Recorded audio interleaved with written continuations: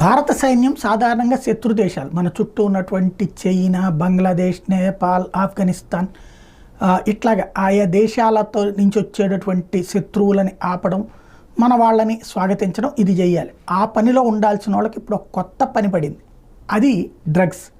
ఇదివరకు తీవ్రవాదులు పంపించేటటువంటి పాకిస్తాన్ ఇప్పుడు తీవ్రవాదుల్ని తక్కువ పంపిస్తుంది. ఎందుకంటే అక్కడ వాళ్ళు ఇదివరకైతే బ్రతుకు గ్యారంటీ అని వచ్చేవాళ్ళు, ఇప్పుడు చావు గ్యారంటీ అని రావడం తగ్గిపోయింది.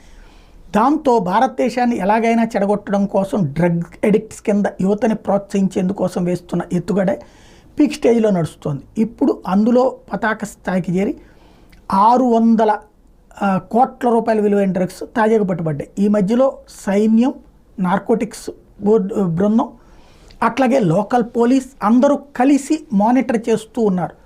డ్రగ్స్ అనేటువంటి అంశాల మీద అంతర్జాతీయ దర్యాప్తు సంస్థల నుండి వచ్చేటటువంటి సమాచారం దేశ